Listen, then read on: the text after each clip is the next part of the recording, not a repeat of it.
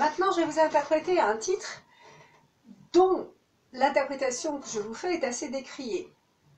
Alors, je rappelle que je m'appelle Corinne Maury, M-A-U-R-Y. J'ai grandi en Nouvelle-Calédonie, en Nouvelle-Zélande et en Australie. Je suis arrivée là-bas, j'avais 4 ans.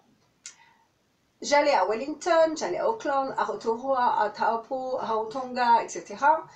De l'âge de 6 ans jusqu'à à peu près l'âge de 35 ans. L'Australie, j'y ai vécu, j'y suis arrivée aussi en 1970. J'ai fait mes études là-bas, j'ai fait le Victorian College of the Arts à Melbourne en voix jazz improvisation en principal instrument en 2001 avec une bourse de la mission formation et de France, donc de l'État français, et une bourse de la Nouvelle-Calédonie et TFP, que tout le gouvernement de la Nouvelle-Calédonie et que toutes les instances de toutes les provinces m'obligeaient à rembourser pendant 5 ans sur place de travail en Nouvelle-Calédonie, mais en me cassant et en me brisant de tous côtés.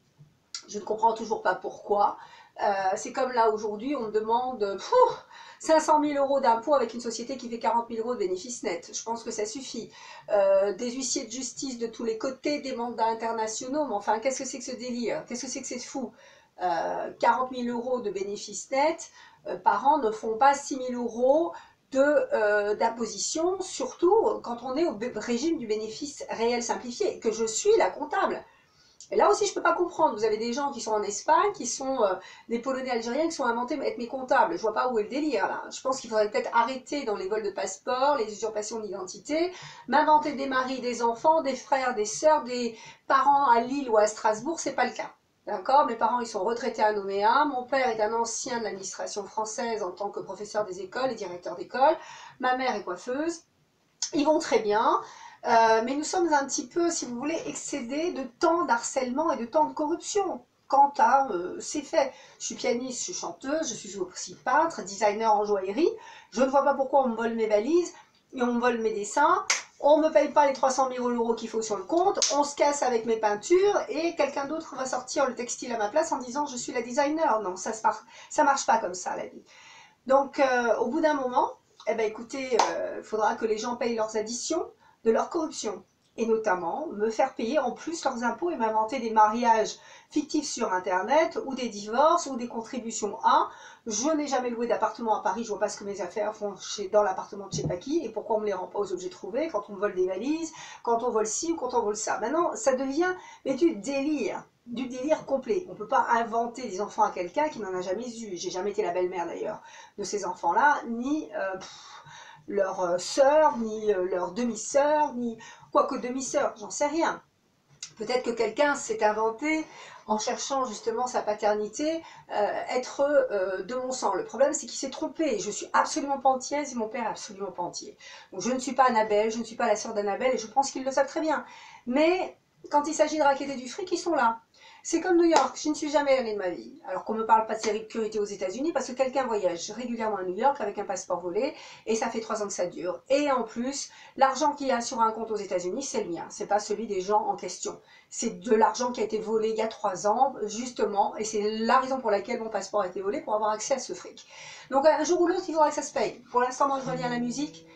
Et là, je vais vous faire Lonely Accordion. Et alors, j'aimerais bien expliquer aux gens. Lonely Accordion n'appartient pas à Sarah, ou n'appartient pas à Samantha, ou à Sabrina, ou à Karine, ou à Carole, ou à...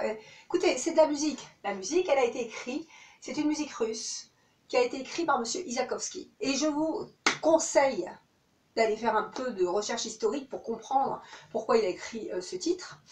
Maintenant, moi, j'ai fait des paroles dessus. Ça, c'est pas les paroles d'une tierce personne. Et ça appartient pas à MC, je sais pas quoi. La personne qui a écrit 250 compositions, en français, en anglais, en espagnol, c'est moi et personne d'autre. Donc là aussi, s'octroyer l'écriture des autres, s'octroyer les dessins, s'octroyer le design, voler des passeports, voler des valises, voler des dessins, etc., ça suffit. C'est pas ça le monde des affaires. Ça, c'est le monde de la merde, le monde des bas-fonds et le monde de la crapule. Et c'est pas comme ça qu'on fonctionne dans la vie. Parce que tout se sait un jour. Maintenant, ces espèces de salopes et de poufiasses et de proxénètes et d'escrocs auront réussi à avoir la part belle en volant tout le monde pendant des années et auront mené grand train de vie. Mais à l'arrivée, qu'est-ce qu'ils sont? Des brels, de la merde et de la racaille, de la vermine et rien du tout.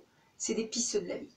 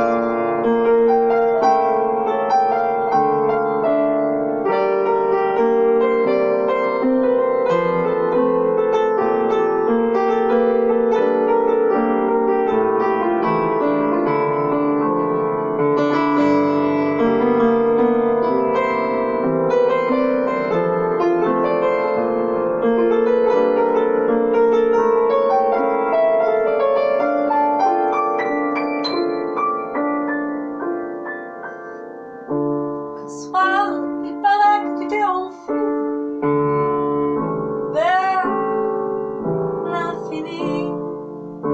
Et certains disent qu'oublié, caché, tu survivras.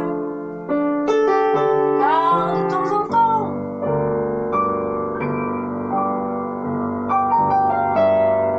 on entend encore dans la mémoire du vent le son de ton accordéon. Et ceux qui t'ont connu n'oublieront jamais ton regard perdu d'effroi, d'avoir eu tant de barbarie dans l'œil dédenté. Et le soir, le cœur rempli de larmes, tu courus seul dans la nuit, laissant derrière toi des mélodies qui résonnent encore dans nos vies.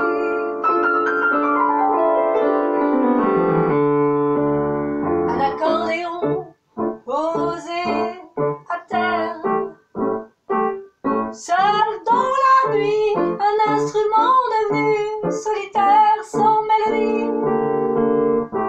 C'est la mémoire de tous aujourd'hui. Pourtant, nous sommes les témoins des soirs mortants. Mais tu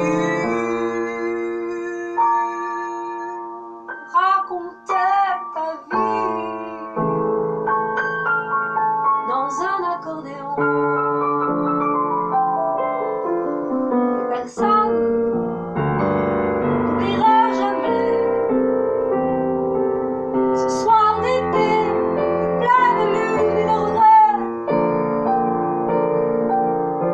où la peine au ventre te rongeait d'avoir vu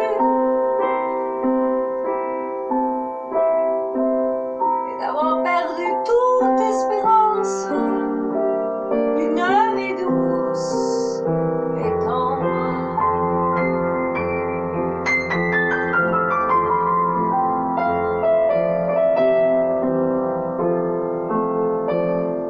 Pour l'amour d'une passion dévorante, suave de désir et déchirante,